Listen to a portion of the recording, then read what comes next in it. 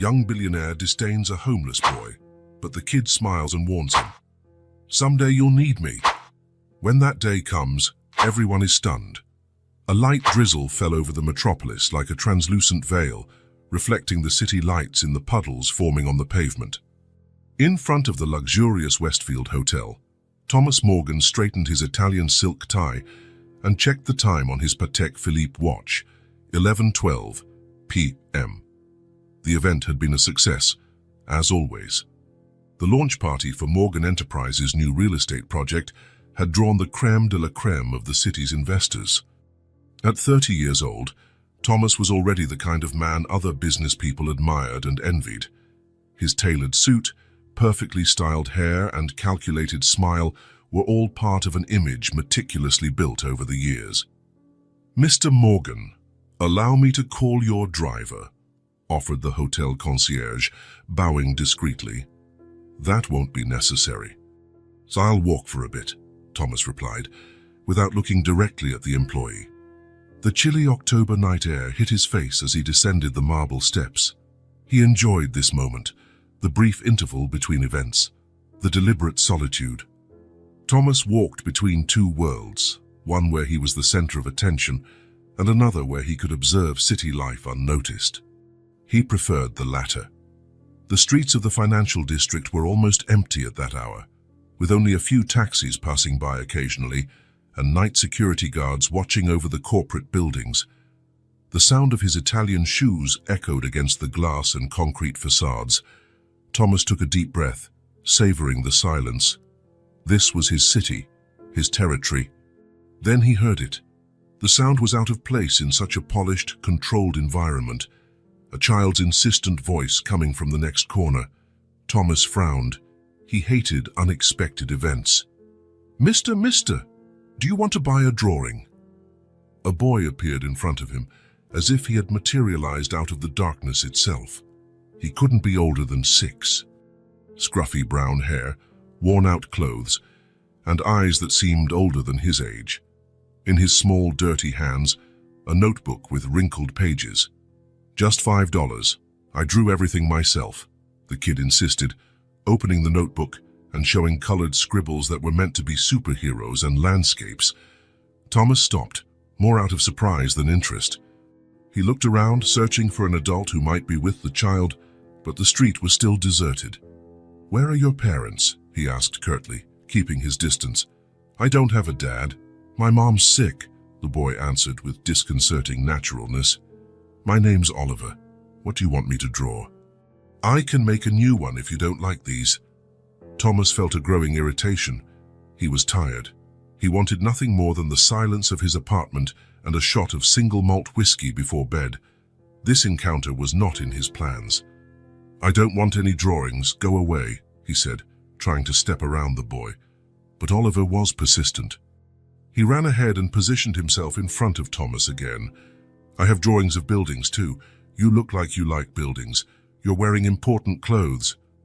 The boy's insistence was starting to deeply annoy him. Thomas felt something uncomfortable stirring within him, a feeling he preferred to keep buried, something vaguely like compassion, which he quickly turned into annoyance. "Kid, you're wasting your time. And mine too," he said, more coldly. Oliver was unfazed. His gaze reflected a tenacity that Thomas recognized, the same tenacity he had in business, yet it felt out of place on a face so young. "Please, mister, it's just a drawing. $5. That was the last straw. Something inside Thomas snapped. It wasn't just the interruption of his perfectly planned evening. It was something deeper. Perhaps the fact that this child, in his simplicity and persistence, reminded him of something Thomas had decided to forget a long time ago. Looking directly into Oliver's eyes, Thomas felt the words leave his mouth like poison. "You'll never amount to anything in life. Dreams don't pay the bills. People like you are destined to fail." The words hung in the air like toxic fog. Thomas felt a strange mixture of satisfaction and shame, the satisfaction of re-establishing the barrier between himself and the world, and a deep, immediate shame that he quickly suppressed. He expected to see tears in the boy's eyes. expected him to run away, to vanish like a momentary nuisance. But Oliver didn't cry. He didn't back off. Instead, something surprising happened. The boy smiled, a smile that didn't belong on a 6-year-old, a smile that seemed to hold knowledge beyond his years, a disconcerting certainty. "Someday you'll need me," Oliver said, with a calm that sent an involuntary shiver down Thomas's spine. The boy's eyes, lit by the street lamps, seemed to see right through Thomas, beyond the carefully constructed facade, beyond the expensive suit and impeccable posture. For an instant, a disturbing instant, Thomas felt exposed, as if this street kid could see his future.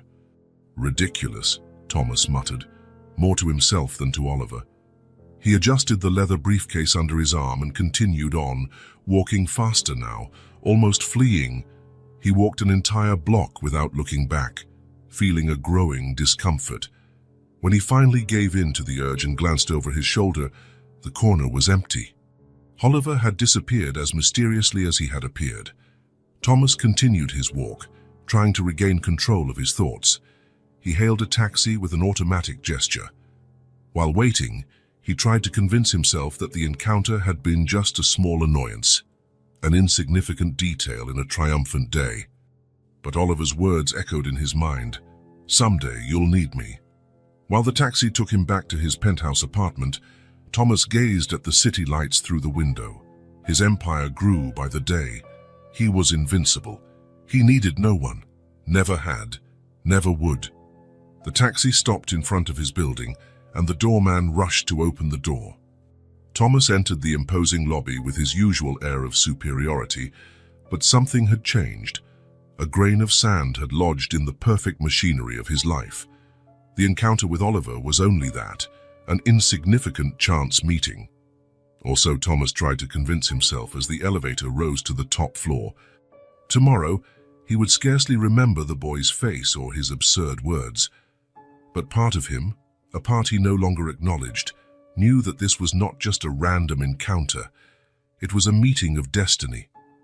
Morning sunlight poured through the enormous windows of Thomas Morgan's penthouse, lighting up the Italian marble floor and reflecting off the gold details in the decor. Thomas had been up for 2 hours already, having completed his usual morning routine. 30 minutes of exercise in his private gym, breakfast prepared by his personal chef, and now, at 7:30 a.m., his first review of the previous day's numbers. "The reports from the Asian branch, sir," said Jenkins, his personal assistant, placing a leather folder on the glass table. Thomas didn't respond or look up. Jenkins already knew not to expect any thanks. Gratitude was not part of his boss's vocabulary. The assistant stepped back quietly, like a shadow disappearing when the lights go out. Thomas's penthouse occupied the top 2 floors of the most prestigious building in the city. From the 40th floor, he looked down on the world like an emperor surveying his domain. People on the streets were nothing but tiny moving dots, insignificant and disposable. "Schedule a meeting with Zhang to discuss the acquisition." Thomas finally broke the silence, and cancelled dinner with Peterson. He didn't finalize the deal on time. "But sir, Mr. Peterson mentioned his wife is ill and—" "I'm not interested in personal problems," Thomas interrupted sharply, his tone as cutting as a blade. "Business is business. If he can't separate the two, he doesn't belong in this industry." Jenkins nodded and left quickly. Thomas turned his attention to the city view. Down below, ordinary people went about their lives, mediocre, dependent on each other. He smirked with disdain. He would never be like them. At 30, Thomas Morgan was the CEO of Morgan Enterprises, a corporation that started as a small real estate venture and now spanned technology, e-finance, and construction. His personal fortune was estimated in the billions, and his name regularly appeared on lists of the country's most influential business leaders. "Mr. Morgan, your driver is waiting," the housekeeper announced via intercom. Thomas straightened his tie and checked his appearance in the full-length mirror. Perfection was the minimum he demanded of himself. He grabbed his leather briefcase and headed to the private elevator that took him directly to the garage. On the way to the office, Thomas mentally reviewed his schedule for the day. There was no room for mistakes or delays. The limousine glided silently through the morning traffic, an isolated bubble amid the urban chaos. "Take a detour through downtown," he ordered the driver. "I want to see how the new complex is progressing." She nodded, not daring to question the change of route. While the vehicle passed through the financial center, Thomas noticed a group of children waiting outside a community shelter. For an instant, one face among them seemed familiar, a brown-haired child with an intense gaze, but that was impossible. The city had millions of inhabitants, and his encounter with the boy selling drawings had been months ago. "Speed up," he said brusquely, turning away. The Morgan Enterprises building was an imposing glass and steel tower designed by the most expensive architects in the world. The company's logo, a stylized M, shone at the top like a symbol of power and ambition. Thomas entered the lobby and felt the familiar pleasure of seeing respect and a hint of fear in the eyes of every employee. No one dared to look him in the eye. No one spoke to him unless spoken to first. "Good morning, Mr. Morgan," greeted the receptionist with a rehearsed smile. Thomas walked straight by without responding. He stepped into his private elevator and ascended to the top floor where his office was. His secretary, Diana, awaited him with a list of important calls and a cup of coffee prepared exactly the way he liked. "The board is waiting in the conference room," she informed him, "and Mr. Reynolds called 3 times. He said it's urgent." "Reynolds can wait," Thomas replied, sipping his coffee while standing. "The board comes first. I need their approval for the restructuring today." The board meeting went exactly as Thomas had planned. His proposal to cut 15% of the workforce and close 3 less profitable units was approved unanimously. No one dared question the human impact of the decision. "The shareholders will love next quarter's numbers," one of the directors commented as he packed up his papers. "We're not here to be loved," Thomas responded. "We're here to multiply profits." Back in his office, Thomas spent the rest of the day on conference calls and data analysis. He ate lunch alone at his desk while reviewing contracts. He ignored 3 calls from his mother and declined an invitation to his only cousin's birthday party. Late in the afternoon, as the sky grew dark, his secretary knocked timidly at the door. "Mr. Morgan, it's almost 8 p.m. Do you need anything else before I leave?" Thomas looked at the clock, surprised. Time always flew by when he was working. "No, you can go, but I want the Sydney project feasibility report on my desk by 7 a.m. tomorrow." Diana hesitated. "Sir, tomorrow is Sunday." And, "Nothing, sir. The report will be ready." When everyone had gone home, Thomas stayed in his office, enjoying the silence. He preferred it that way.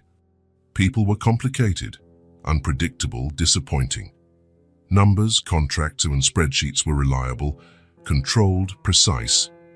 It was nearly midnight when he finally returned home. The 8,600 square foot penthouse was immaculate and utterly empty. The chef had left dinner ready as instructed. Thomas ate alone, facing the panoramic window, watching the city lights. After dinner, he poured himself a rare whiskey, a $5,000 bottle that only a handful of people in the world could afford to drink. He sat on his Italian leather sofa and turned on the enormous TV just to have some background noise. The extravagant sky-high mansion had 5 guest bedrooms that had never received a single visitor. The climate-controlled wine cellar held wines that no one but him would ever taste. The terrace with a pool had never heard laughter or conversation. Thomas looked around at the expensive furniture, the original works of art, the exclusive items purchased at auctions around the world. He had everything money could buy. He downed his whiskey in one gulp and went to bed. Alone, as always. As always. 14 years later. Now 44, Thomas Morgan gazed at the city from the same privileged angle of his penthouse. The first rays of sunlight touched the skyscrapers, creating a spectacle of light that he barely noticed anymore. His empire had grown exponentially. Morgan Enterprises was present in a dozen countries. with more than 15,000 employees and a market value that made it one of the largest corporations in the world.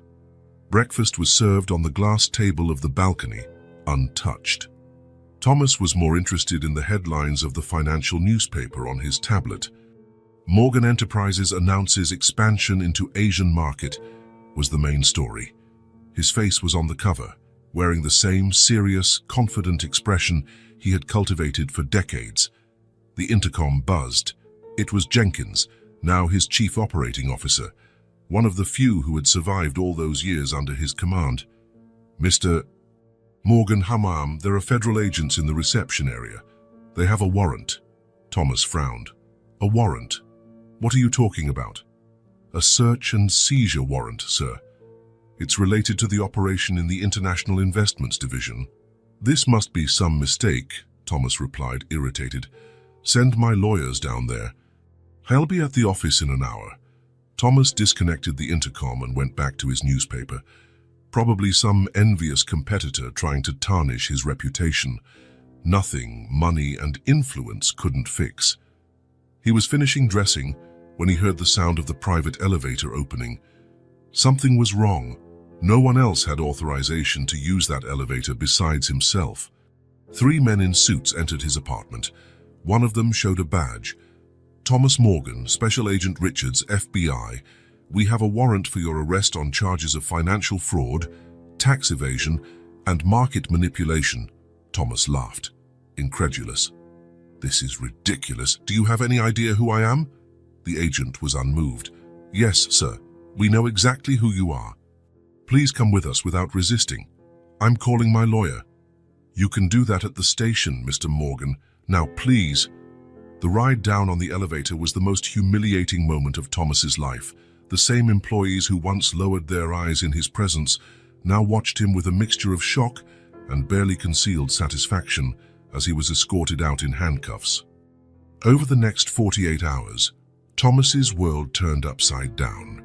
The charges were serious and specific: stock manipulation, misappropriation of investor funds, and fraudulent financial reports.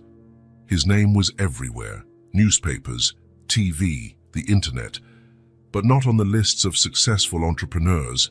He was now the face of one of the biggest financial scandals of the decade. I didn't do any of this, Thomas insisted to his lawyer, Lawrence, a $1,000 an hour attorney, who seemed worth every penny. Someone set me up. The evidence is convincing, Thomas, Lawrence replied, rubbing his tired eyes. Emails, wire transfers, your signatures on incriminating documents. If it wasn't you, someone did a good job making it look like it was. What about bail? Denied. The judge considers you a flight risk, given your financial resources and overseas properties. Properties that are all frozen now, Thomas reminded him bitterly. Yes, all your assets are frozen while the investigation continues. Your company is under receivership. Thomas felt his throat tighten. For how long? Lawrence hesitated. Cases like this can take years, Thomas. Years? But I'm innocent. This is absurd. Innocent or not, the system moves at its own pace. Meanwhile, we need a strategy. In the days that followed, Thomas watched helplessly as his life was taken apart piece by piece. The board voted to remove him from the company. The bank foreclosed on his properties. His credit cards were cancelled. Morgan Enterprises' stock price dropped 70% in a week, ruining not just his personal fortune, but also that of thousands of investors. Worst of all was seeing how people around him reacted. Longtime friends wouldn't take his calls. Business partners denied any involvement in the questionable decisions. Even Jenkins, who had worked at his side for almost 2 decades, gave interviews implying there was something suspicious about Mr. Morgan's operations for years. After 3 weeks in preventive detention, a new lawyer, Lawrence, had withdrawn from the case, citing conflicts of interest, secured Thomas's provisional release. He left through the courthouse's back door, wearing dark glasses and a cap to avoid photographers. Where to now, sir? Asked the rideshare driver. Thomas hesitated. He no longer had the penthouse. He had no access to his bank accounts. The luxury hotels he used to frequent would probably recognize him. "Some cheap hotel downtown," he finally replied. The hotel was the kind of place the old Thomas wouldn't have even noticed existed. Thin walls, stained carpeting, a persistent smell of mold. He paid for a week in advance with the little money he had managed to scrape together. It was all he could do. Sitting on the narrow bed, Thomas turned on the small television. His face appeared immediately on the screen in a segment about the scandal, one of the biggest corporate fraud cases in recent years. Thomas Morgan, once considered one of the country's most successful business people, now faces charges that could lead to decades in prison. Internal sources reveal the scheme may have begun at least 5 years ago. Thomas turned off the TV, nauseated. He couldn't fathom how everything had collapsed so quickly. For years, decades, he had meticulously built his empire, avoiding mistakes, planning every move. And now, suddenly, it was all gone. The nights in the cheap hotel dragged on endlessly. Thomas tried contacting old acquaintances, but the responses were always the same, when there were any responses at all. Vague excuses, promises to call back later, or absolute silence. On the third night, there was a knock at his door. It was late. Thomas hesitated, paranoid. Could it be journalists, police with a new warrant, an enraged investor? "Who is it?" he asked cautiously. "Delivery for Thomas Morgan." Thomas opened the door, confused. He hadn't ordered anything. A young delivery person handed him a brown envelope. "I didn't order this."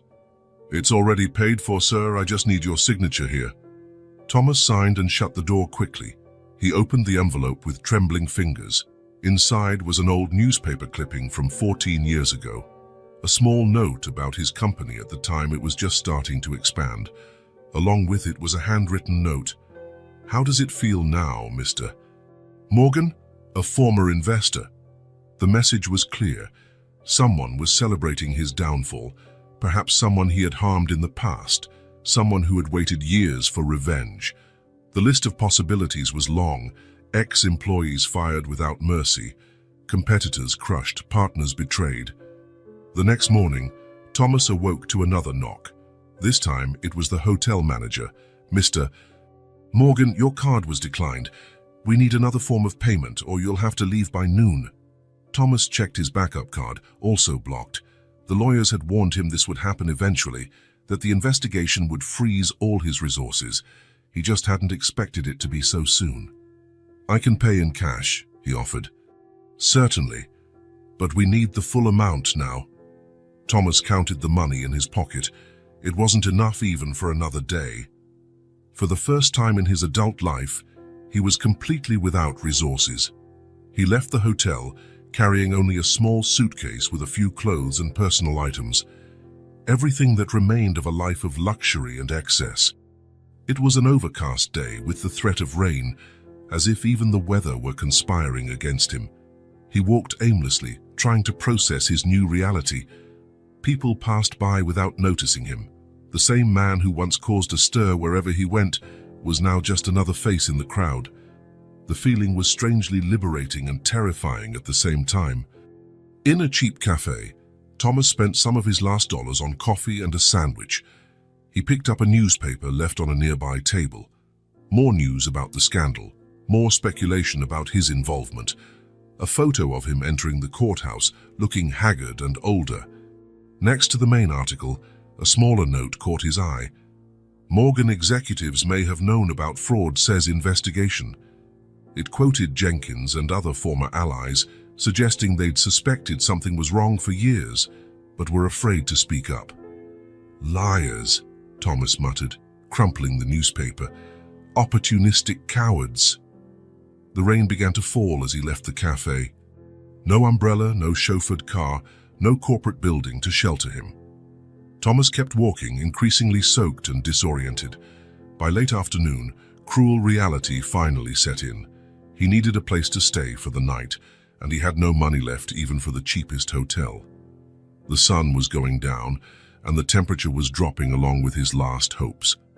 That's when he saw the sign, "Municipal shelter, beds available." Thomas stopped, staring at the simple building in disbelief, a homeless shelter. Was this where his journey had led him? From a luxury penthouse to a public shelter in a matter of weeks. The rain intensified, and Thomas had no choice. Pride wounded, but necessity more pressing. He went inside. The interior was simple but clean. A middle-aged man sat behind a counter, filling out forms. "Can I help you?" he asked without looking up. "I need a place to stay," Thomas answered, the words nearly choking in his throat. The man looked at him, assessing his appearance. Even with wet clothes and a tired expression, Thomas still looked like someone who didn't belong there. His clothes, though worn, were of good quality. His watch, though not the priciest in his old collection, was still worth more than the clerk's monthly salary. "First time?" the man asked, without judgment in his voice. Thomas nodded, unable to speak. "I'll need your name for the registration." Thomas hesitated. His name was in all the papers associated with the scandal. "Thomas," he said simply, omitting his last name. The man didn't press him. "Okay, Thomas, we have a few rules here. No alcohol, no drugs, no fights. Breakfast is at 7 a.m. and all beds must be vacated by 9 a.m. You can return at 6 p.m. for dinner and another overnight stay." Thomas nodded, taking it all in. Schedules, rules, restrictions, things he used to impose, not follow. "Last bed on the left," the man said, handing him a kit with clean sheets and a small towel. "Bathrooms at the end of the hall." Thomas made his way down the dimly lit corridor to a large room where several beds were arranged in rows. Men of all ages occupied some of them, reading, chatting quietly, or just lying there staring at the ceiling. Some watched him with curiosity as he passed. Others didn't bother to look up. The bed assigned to him was narrow, with a thin mattress on a simple metal frame. Next to it was a small locker with no lock. Thomas placed his suitcase on the floor and sat on the edge of the bed, trying to absorb his new reality. An older man in the neighboring bed watched him openly. "The first day is always the worst," the man said in a rough voice. "Then you get used to it." Thomas didn't respond. He didn't want to get used to it. He couldn't accept that this was his new life. When the lights went out at 10 p.m., Thomas lay awake, staring at the dark ceiling. The snores, sighs, and restless movements of other residents created a jarring symphony he'd never experienced. The smell of cheap disinfectant couldn't fully mask the odor of so many bodies in a confined space. For years, Thomas slept on 1,000-thread-count Egyptian cotton sheets, in a soundproof bedroom with precisely controlled temperature for his comfort. Now, he lay in a public shelter bed, with rough sheets and a thin pillow, surrounded by strangers. A tear rolled down the corner of his eye, the first in many years. It wasn't just for the material loss, though that was devastating. It was the sudden, painful realization of his own vulnerability, a human condition he'd always despised in others and never believed he would experience. In the darkness of the municipal shelter, Thomas Morgan, once powerful, feared, and envied, faced the longest night of his life, confronting demons he never knew he had. The days in the shelter soon turned into weeks. Thomas settled into a survival routine, waking up before 7 a.m. to secure a spot in the breakfast line, leaving by 9 a.m. as required, and spending the day wandering the city or in the public library, where he could use the computers for free and escape the cold. At 6 p.m, he would return for dinner at the shelter and secure a bed for another night. His money had completely run out. The watch, the last valuable item he owned, was sold to a pawn shop for a fraction of its real value. Thomas used the money to buy simpler clothes in a thrift store. His Italian suit was worn out from too much use and starting to attract stares on the street. The investigation into the financial scandal continued. His new attorney, an overworked public defender, rarely had time to update Thomas on the case. Still, news trickled in via the shelter's TV room or the newspapers. Morgan Enterprises on the brink of bankruptcy. Ex-directors reveal fraud scheme. Investors sue Thomas Morgan for billions in losses. The headlines seemed endless, each more devastating than the last. Thomas tried not to pay attention, but it was impossible. His name was everywhere, always linked with words like fraud and deception and betrayal. The empire he had built over decades was collapsing a bit more every day, while he watched helplessly from society's margins. One particularly cold morning, Thomas was at the public library, scrolling through job sites. He did this daily, without success. His resume was both too impressive and completely unsuitable. Decades of experience as a CEO, but no entry-level background. Plus, his name was toxic. One quick internet search was enough to scare any potential employer away. "They say it's going to get even colder tonight," commented the man at the next computer. It was Ray, another shelter resident, a middle-aged former accountant who had lost everything after a messy divorce and alcohol issues. Over the last few days, he and Thomas had developed a reluctant camaraderie. "They say it might snow," Thomas replied, without taking his eyes off the screen. "The shelter will be packed. Better get there early." Thomas nodded, continuing to browse through job listings.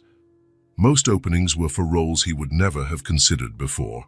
Store clerk, waiter, night security guard, jobs he had once viewed as beneath him. "Are you still looking for an office job?" Ray asked, peeking at Thomas's screen. "You should try something different. Nobody's going to hire a suit for an office position without references." "What do you suggest?" "Construction is always hiring. They don't ask too many questions about your past." Thomas shook his head. Manual labor had never been an option for him. Even in his desperate situation, he still clung to the hope of finding something that matched his skill set. Then an ad caught his attention. "Nexus Tech is expanding, now hiring at all levels. Interviews this week." Thomas clicked the link. Nexus Tech was one of the fastest-growing technology companies in the country. In just 5 years, it had become a tech giant, known for innovative products and a dynamic work environment. Its founder was a young programming genius, notoriously private. There were very few photos of him, and he rarely gave interviews. In the list of available positions, Thomas found an opening for business analysis assistant. Nothing like what he was used to, but at least in the corporate area, and without deep programming knowledge required. "Are you really considering that?" Ray asked, still looking over his shoulder. "A big tech company like that will definitely do a background check." "What do I have to lose?" Thomas answered, clicking Apply. The application process was surprisingly simple. Thomas filled out the online form, strategically omitting certain details about his recent past and tailoring his resume to look less intimidating. He used a generic email he'd recently created and a prepaid phone number he'd bought with the last of the pawnshop money. To his surprise, he received an almost immediate response, an automated email scheduling an interview for the next day at 2 p.m. Thomas spent the rest of the day preparing. In the shelter's community room, he used the communal iron to freshen up his one remaining white shirt, the only formal piece he still had. He polished his shoes with a damp cloth. He borrowed a better coat from another resident, promising to return it the next day. "You really think you have a shot?" asked the man, handing over the coat. "I have to try," Thomas replied, trying to sound more confident than he felt. That night, Thomas could barely sleep. The thought of a job interview, something he used to conduct, not attend, made him more anxious than he'd ever been. He remembered how many people he had interviewed and rejected over the years, often with little regard for their circumstances. The irony was not lost on him. The next morning, Thomas woke before dawn. He showered in the shelter's communal bathroom when it was still empty, shaved carefully with a disposable razor, and dressed in the best outfit he had, even though it looked woefully inadequate compared to the walk-in closet full of designer suits he once owned. "Good luck," said Ray when Thomas was about to leave. "Remember, no matter what happens there, you'll still have a place here." Thomas nodded, a lump in his throat. It was a kind of solidarity he had never experienced before, from people who had nothing to give except sincere good wishes. Nexus Tech's headquarters was located downtown, an impressive building of glass and steel, that Thomas had passed many times in his days of prosperity without paying much attention. Now, standing in front of it, he felt intimidated by its grandeur. At reception, a young attendant smiled professionally as he approached. "Good morning. I have an interview scheduled for 2 p.m. Name's Thomas. Thomas Wilson." He had decided to use his middle name as a surname to avoid immediate associations with the scandal. The receptionist checked the system. "Yes, Mr. Wilson. For the business analysis assistant position. Please fill out this form while you wait." Thomas sat in one of the comfortable lobby chairs and began to complete the form. Each field brought a new wave of anxiety. Current address, he left it blank.